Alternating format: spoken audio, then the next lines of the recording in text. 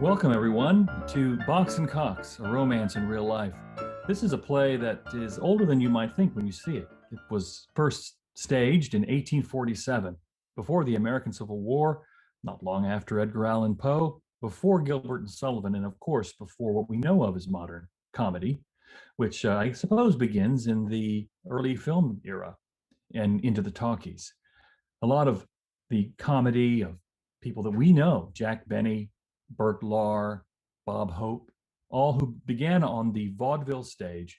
Well, this play is one of their ancestors. So it's something to really enjoy, I think. And it's still funny after all of these years. So sit back, enjoy. Box and Cox recorded for Zoom during this time of COVID quarantine, which we can see the light at the end of the tunnel. So enjoy Box and Cox, a romance of real life, written by John Madison Morton, with Mr. Box, a journeyman printer, read by Mitchell Edmonds, Mr. Cox, a journeyman hatter, read by Apollo DUKAKIS, and Mrs. Bouncer, the landlady, read by Maggie ABECKERLY.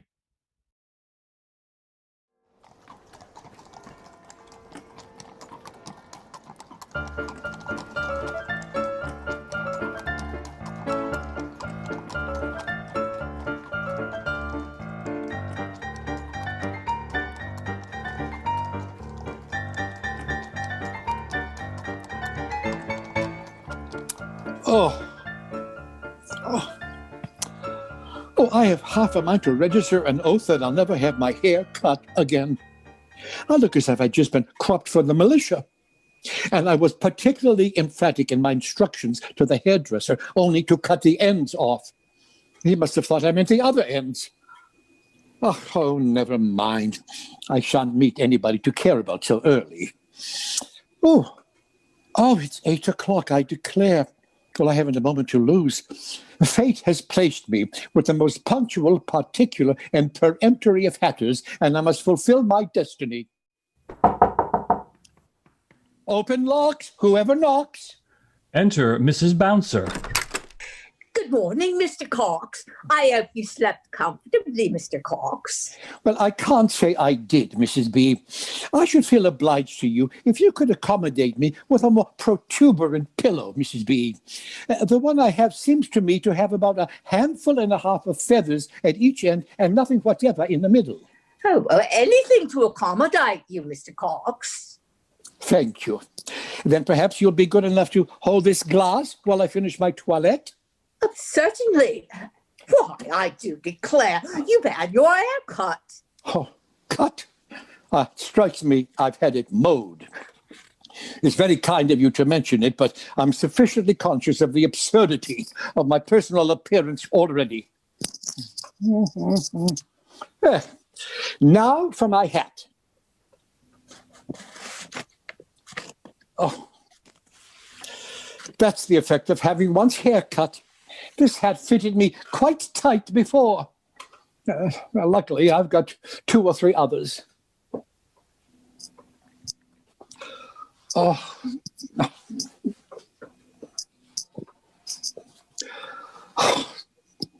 This is pleasant.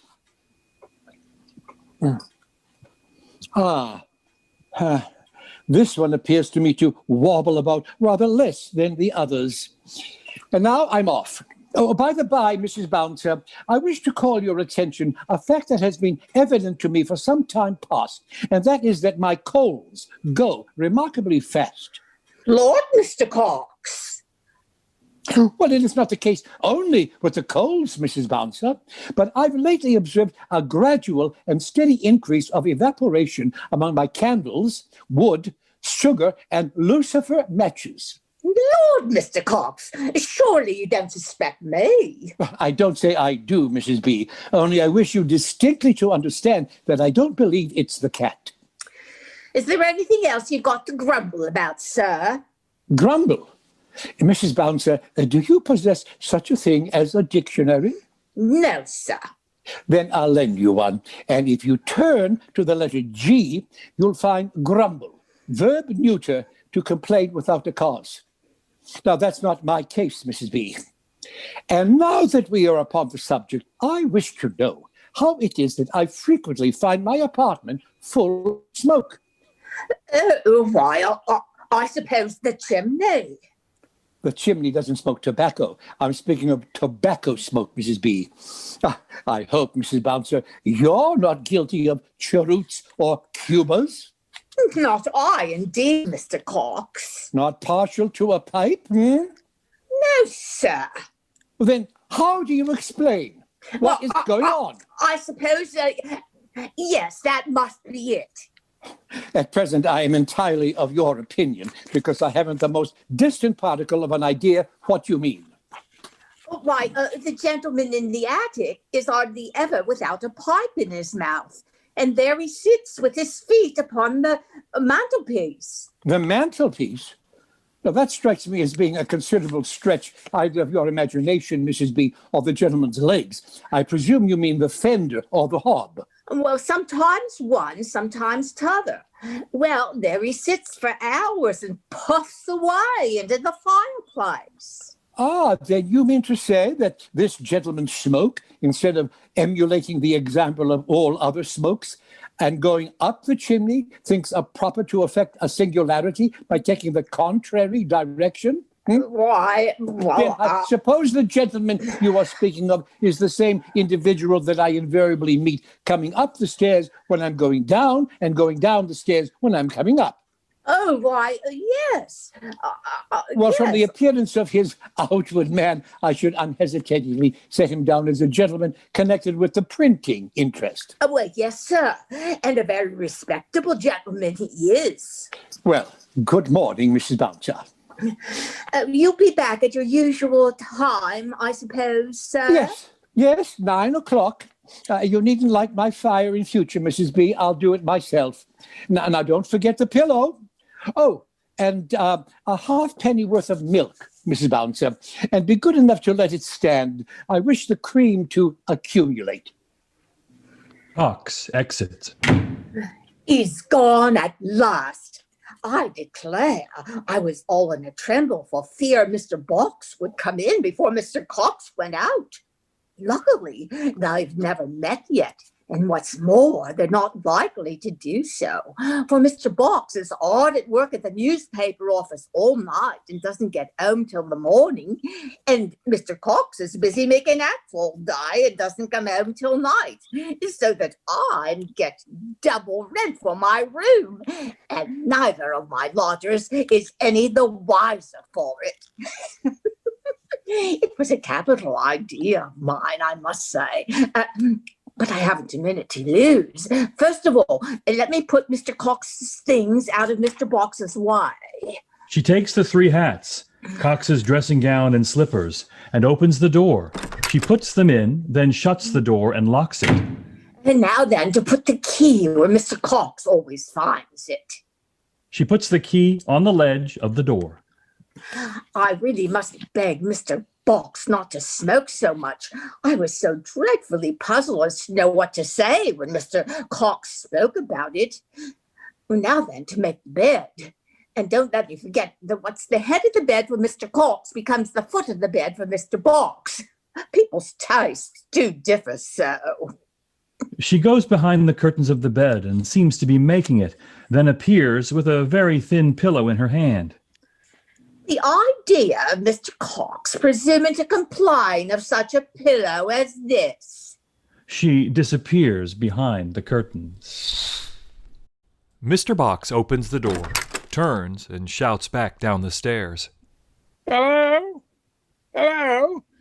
Why don't you keep to your own side of the staircase, sir? It was as much your fault as it was mine, sir. I say, sir, it was as much your fault as it was mine, sir. Mrs. B emerges. Lord, Mr. Box, what is the matter? Mind your own business, Bouncer. Oh, dear, dear Mr. Box, what a temper you're in, to be sure. I declare you're quite pale in the face. What color will you have me be, who's been setting up lines of type for a daily paper all night? But then you've all the day to yourself. So it seems. Far be it from me, Bouncer, to hurry your movements, but I think it right to acquaint you with my immediate intention of divesting myself of all my garments and going to bed. Mr. Box! Yeah, stop. Can you inform me who the individual is that I invariably encounter going downstairs when I'm coming up and coming upstairs when I'm going down? Oh, yes. The gentleman in the attic, sir. Oh, nothing particularly remarkable about him except his hats. I meet him in all sorts of hats. White hats, black hats, hats with broad brims, hats with narrow brims, hats with naps, hats without naps. In short, I've come to the conclusion that he must be individually and professionally associated with the hatting interests. Yes, sir. And by the by, Mr. Box, he begged me to request you as a particular favour that you would not smoke quite so much.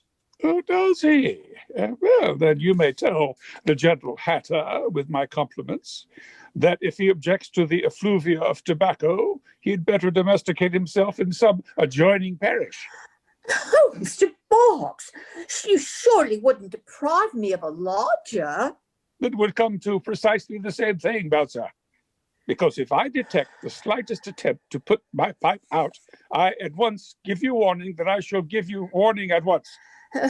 Well, Mr. Box, do you want anything more of me? No, on the contrary, I've had quite enough of you. Well, if ever. What next, I suppose? She goes out, slamming the door after her. It's quite extraordinary, the trouble I always have to get rid of that venerable female. She knows I'm up all night, and yet she seems to set her face against my indulging in a horizontal position by day. Oh, now, let me see. Shall I take my nap before I swallow my breakfast? Or shall I take my breakfast before I swallow my nap? I mean, shall I swallow my nap? Never mind.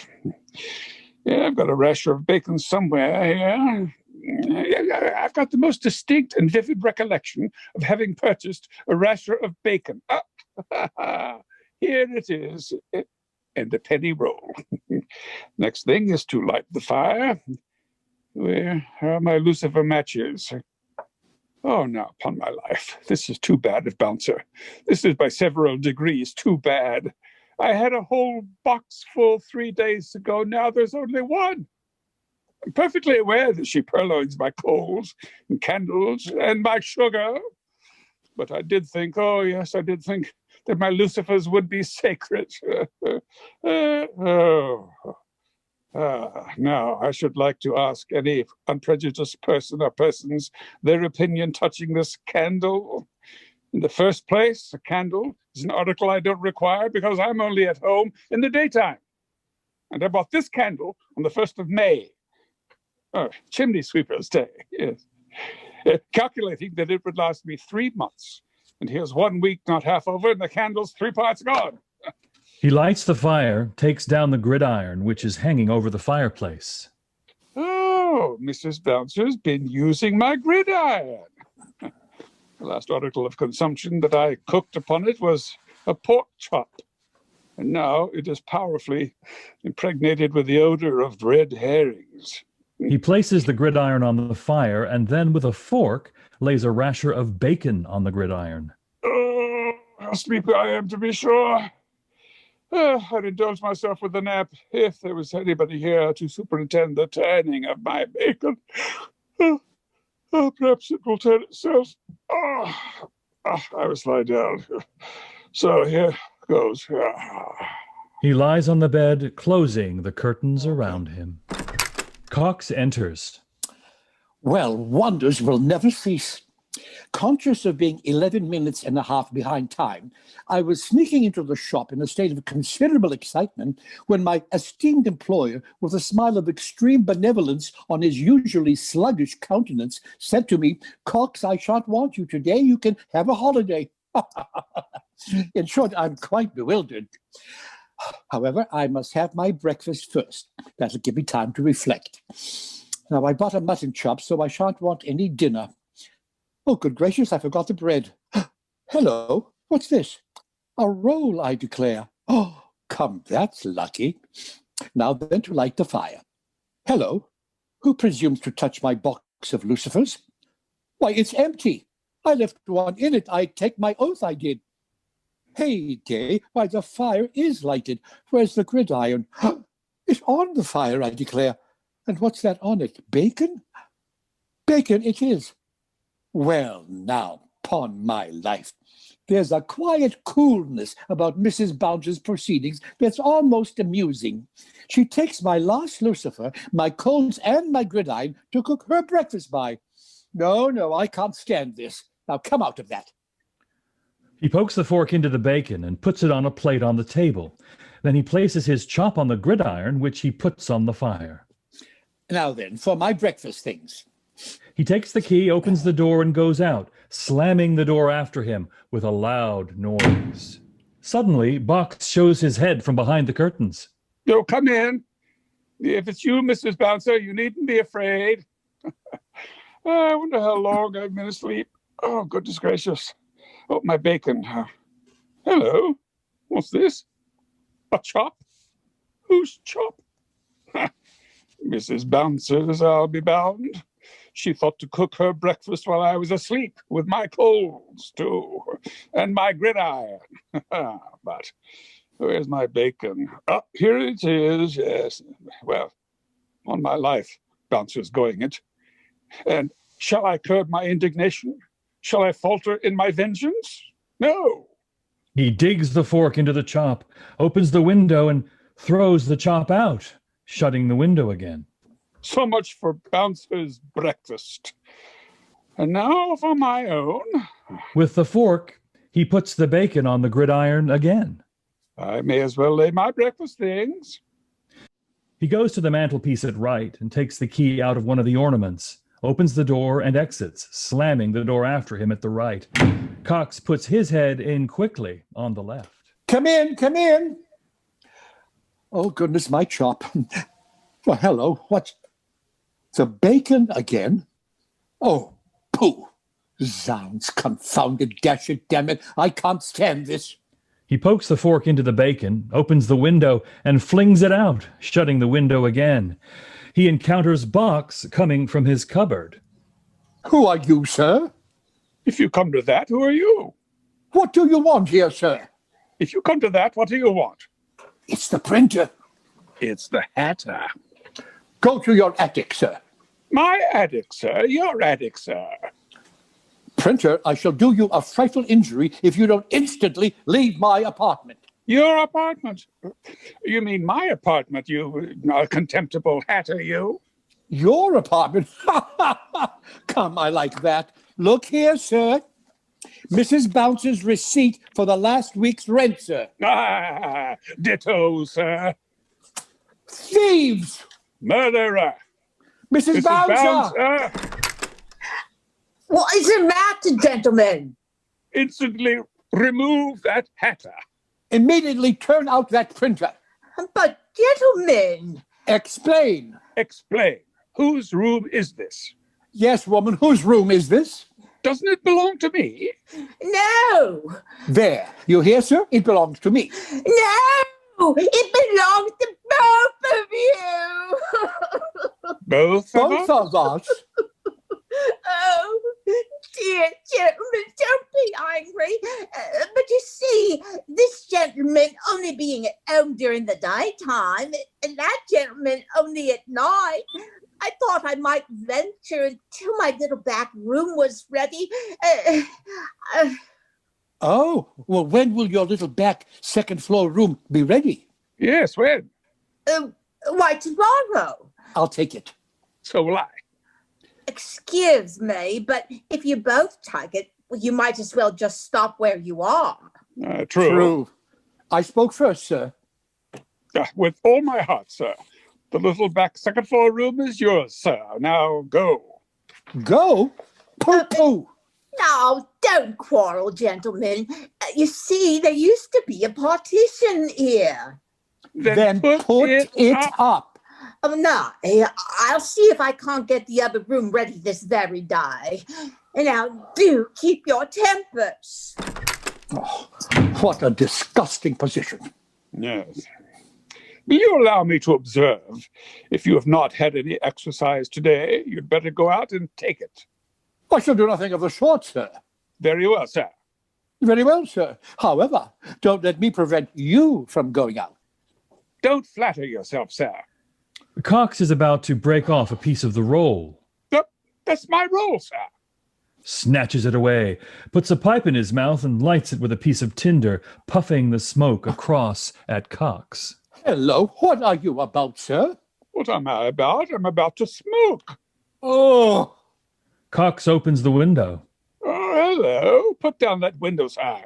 then put your pipe out, sir. He puts There. the pipe on the table. There. He slams I the sh- window. I shall retire to my pillow. Oh, I beg your pardon, sir. I cannot allow anyone to rumple my bed. Your bed? Harky, sir. Can you fight? No, sir. Oh, no. Then come on. Sit down, sir, or I'll instantly vociferate police. Oh. I say, sir, Well, sir? although we are doomed to share the same room for a few hours longer, I know I don't see any necessity for our cutting each other's throats, sir. Not at all. It's an operation that I should decidedly object to. And after all, I've no violent animosity to you, sir. Nor have I any rooted antipathy to you, sir. Besides, it was all Mrs. Bouncer's fault, sir. Entirely, sir. Very well, sir. Very well, sir. Oh, will you take a bit of roll, sir? Well, thank you, sir. Do you sing, sir? Well, I sometimes join in a chorus. Then, give us a chorus. Oh, by the by, have you seen the new burlesque at the Olympic Theatre?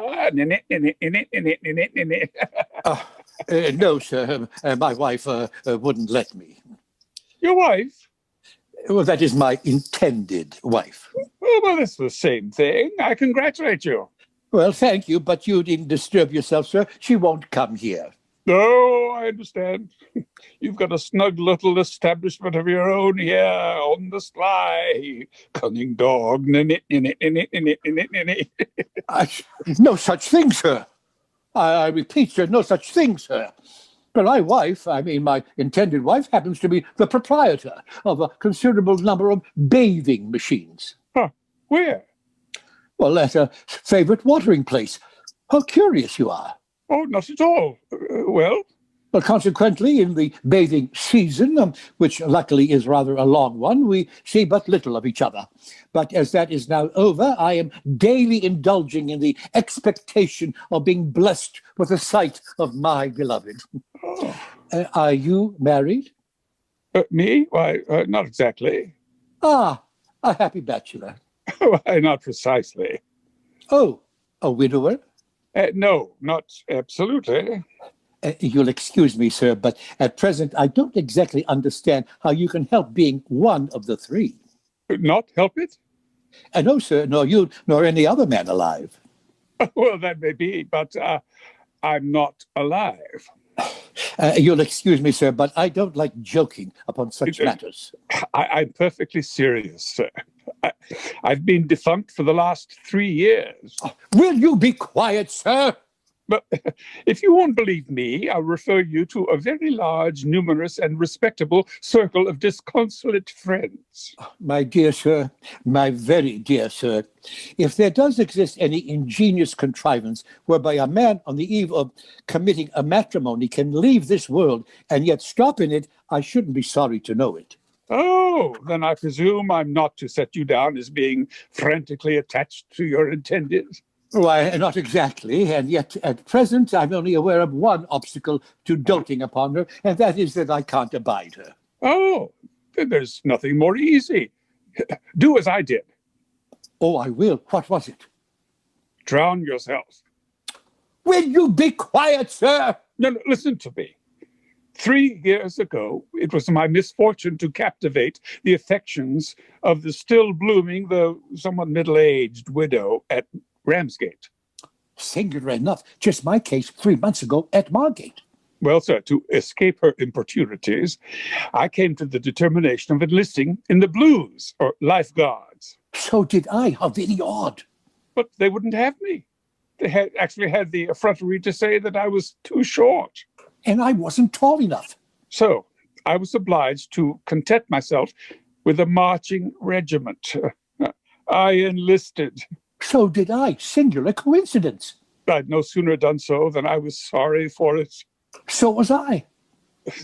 My infatuated widow offered to purchase my discharge on condition that I'd lead her to the altar. Just my case. I hesitated. At last, I consented.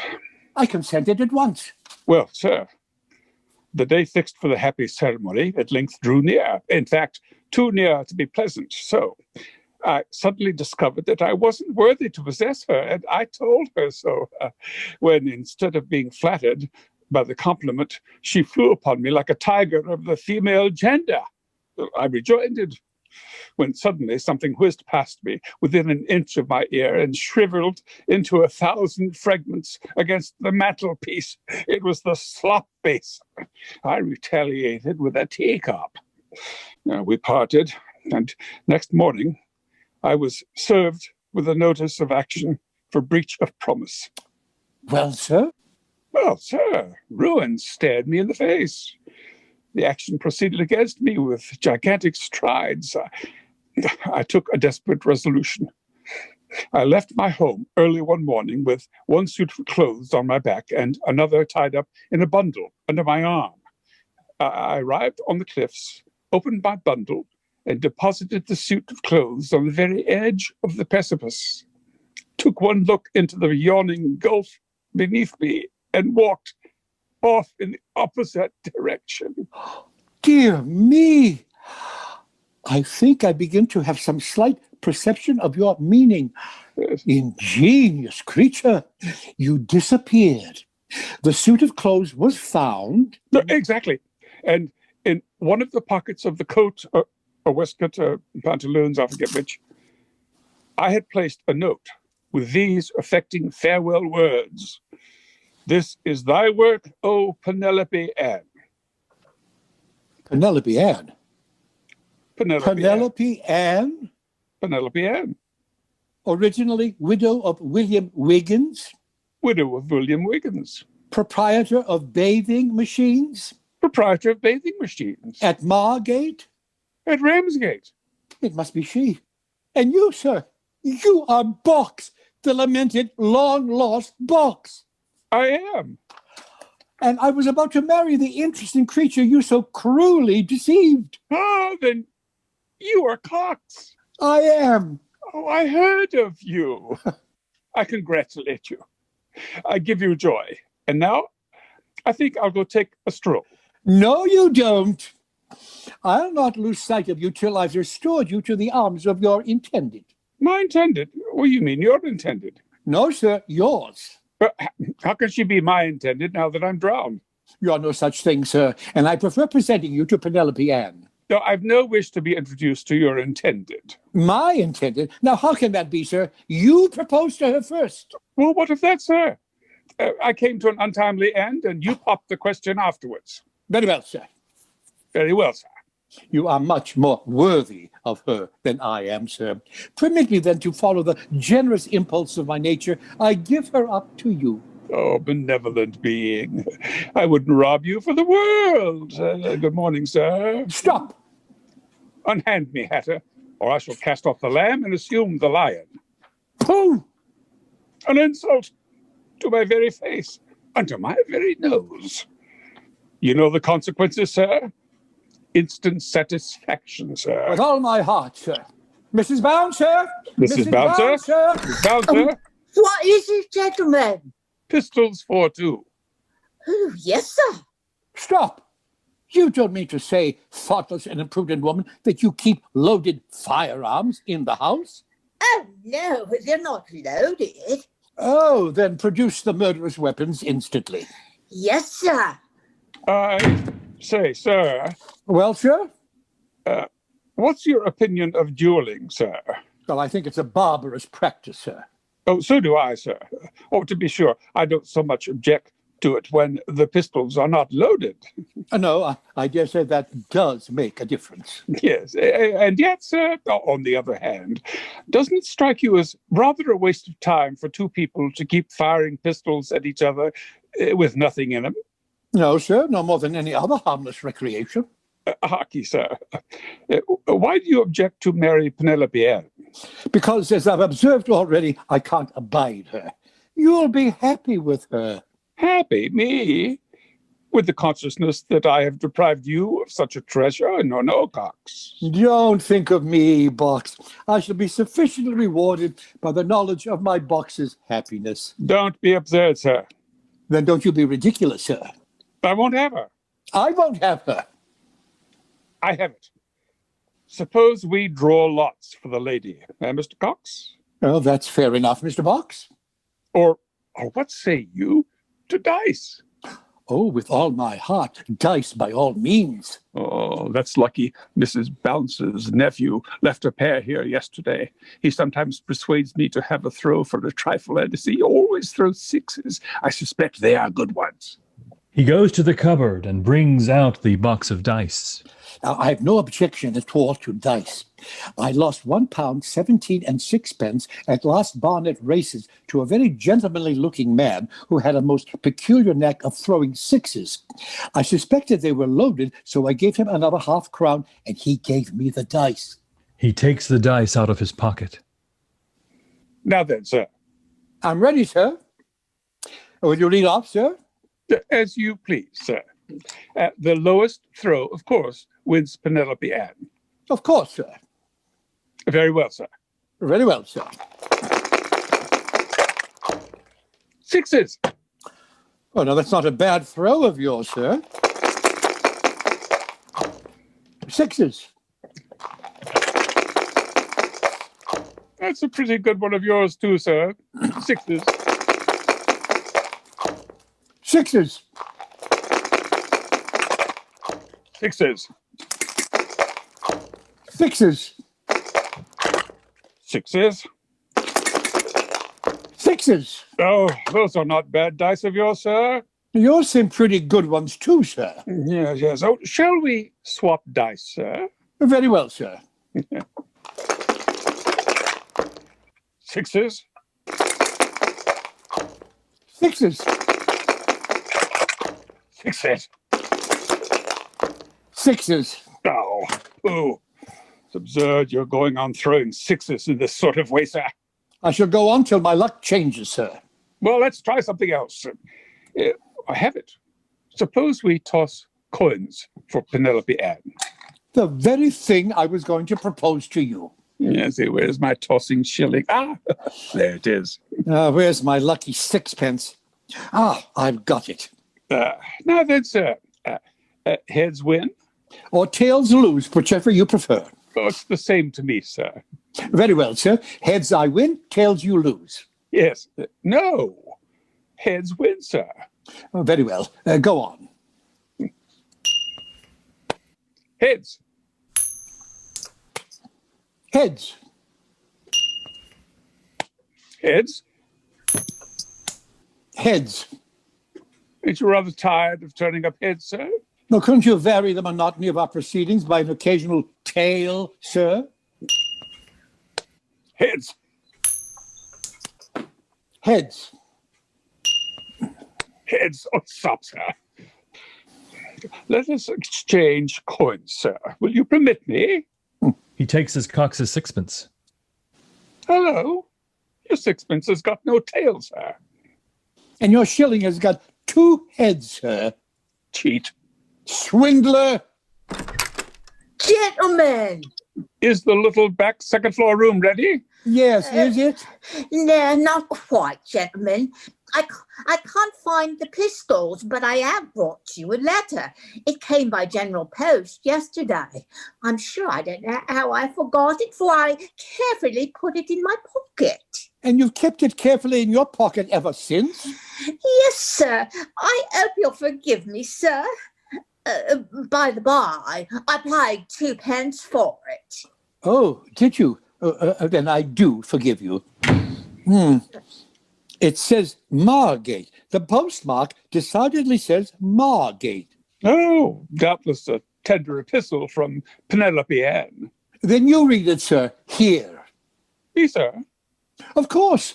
You don't suppose I'm going to read a letter from your intended? I intended, pooh, it's addressed to you, C-O-X.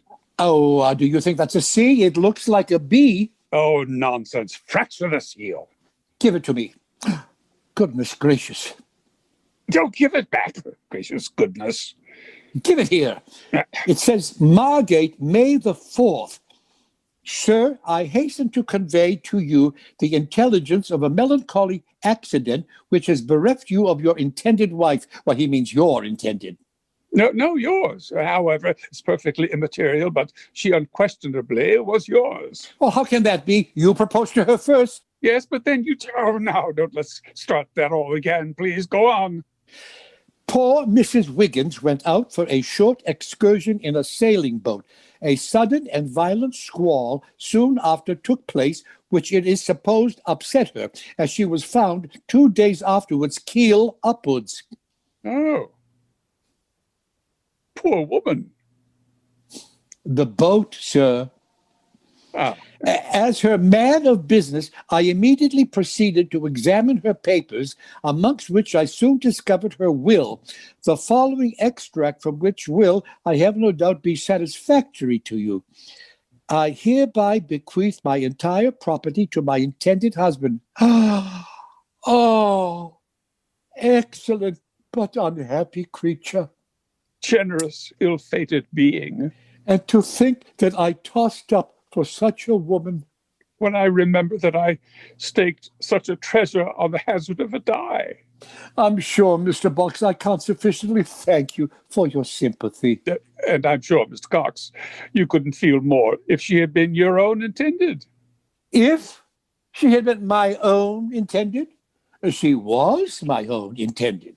Your intended? Come, I like that.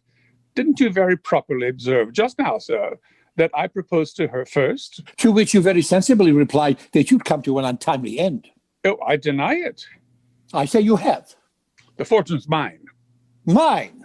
I'll have it. Well, so will I. I'll go to the law. So will I. Stop. Thought strikes me. Instead of going to the law about this, suppose we divide it. Equally? Equally. I'll take 2/3. Well, that's fair enough. And I'll take 3/4. Oh, that won't do. Half and half.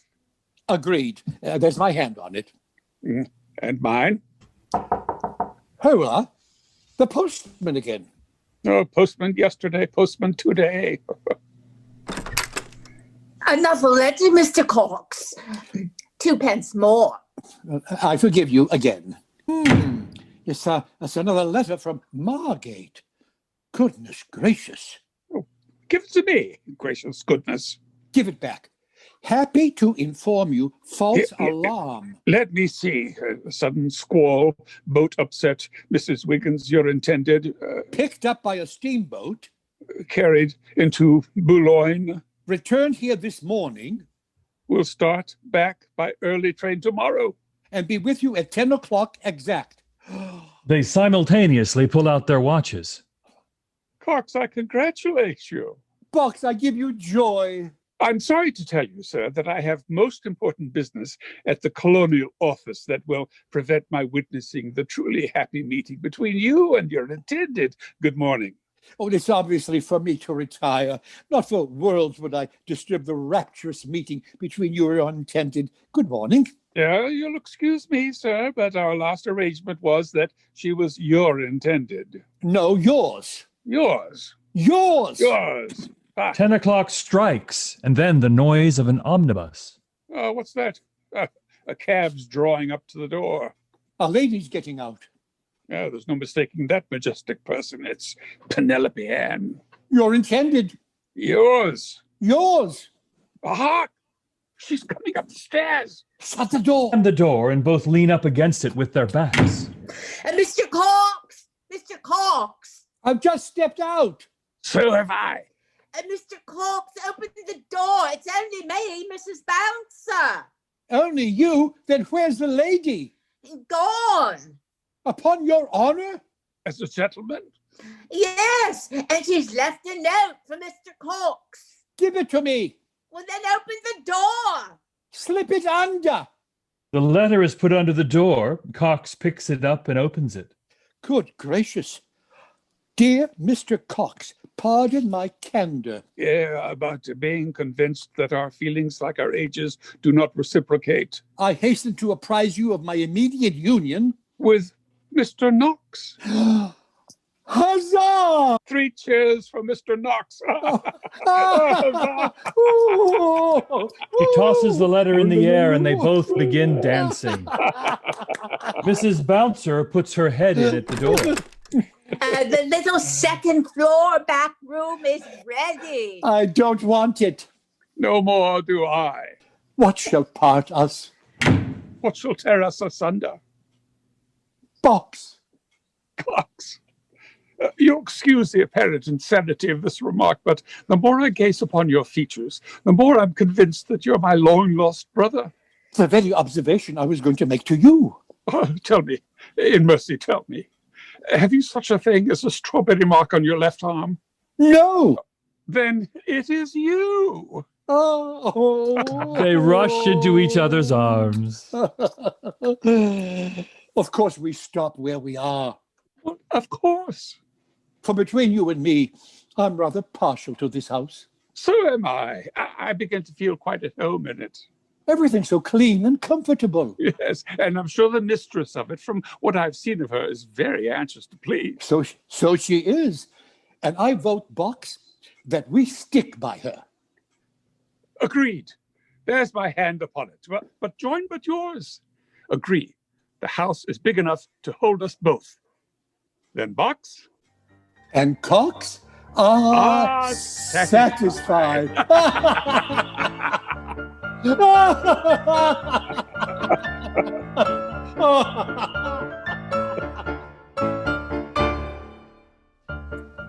Thank you all for joining us. I'm your narrator, Graham Barnard. I'm Maggie ABECKERLY, and I play Mrs. Bouncer. I'm Mitchell Edmonds. I play Mr. Box. And I'm Apollo DUKAKIS, and I played Mr. Box. No, I'm Mr. Box. You're Mr. Cox. No, I'm Mr. Box. Cox. You're Cox, and are you Cox No. or Box? I'm Box and you're Cox. no, I and thought Maggie I was... is... Who are you, Maggie? Mrs. Bouncer. Oh, Mrs. Bouncer. I thought it was Sorry. Mrs. Bounder. You said Mrs. Bounder. At one of the rehearsals, you said it. We said a lot of Mr. things Cox? in the rehearsals, Apollo, and we've had quite a few, and we won't even. I Go know. there. I could. And this is Mrs. Bounder. You know. Mr. Bouncer. I think a better Zoom would have been to show you what went on at rehearsals, everybody. But we all thank you for watching us. In spite of all the chaos, we had fun, and I hope you did too. Yes, everybody? Yes. Oh, Apollo. yeah. A lot of fun. Goodbye for now. See you at the Bye-bye. next Zoom. Bye. This is the little DVD extra. This is the interview with the cast of Box and Cox.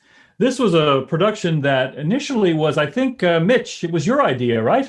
It was, yes, absolutely. Paul and I were trying to find something we could do together, small cast, etc. I came up with Box and Cox. It was a play I did when I was 17 years old. You were never 17.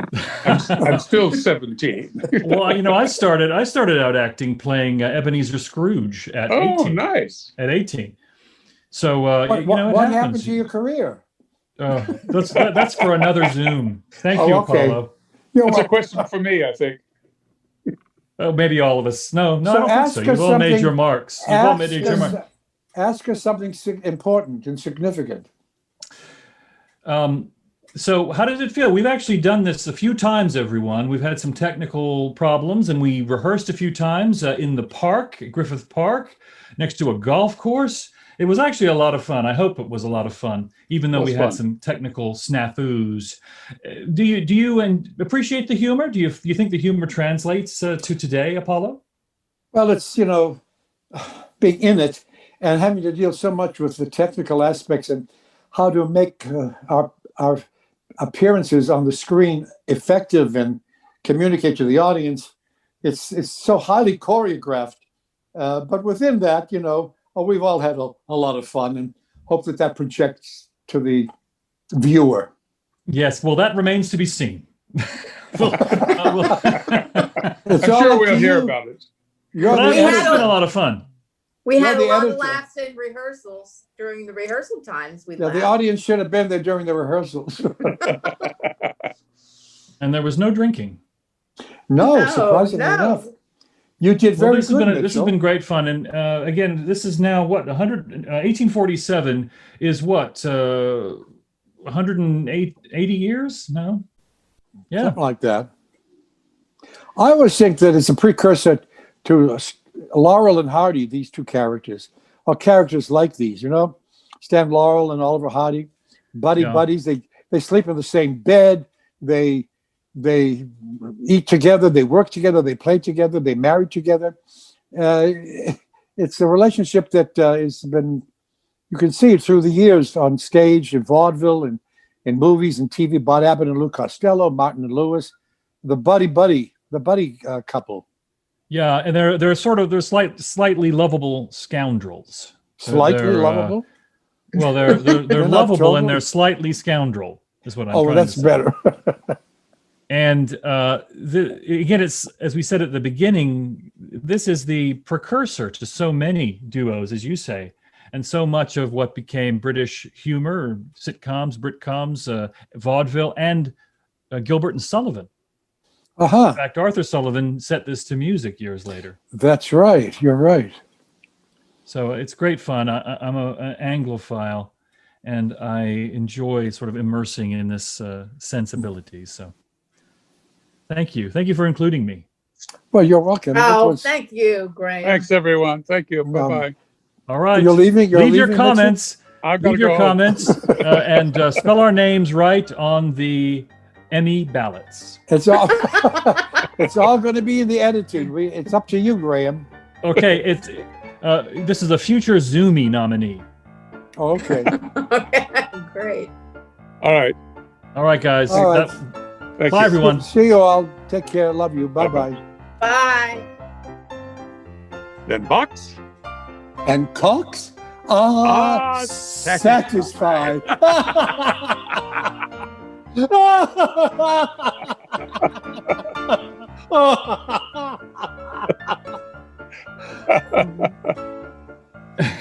And fade to black. You'll fade to black. Talk about making a fool of yourself. No, it's fun. It's endearing. It's fun because we know that it's not easy to do this. So, all right, isn't? No, it isn't. Hang on a moment, please. Oh, God. Please don't say that you didn't record it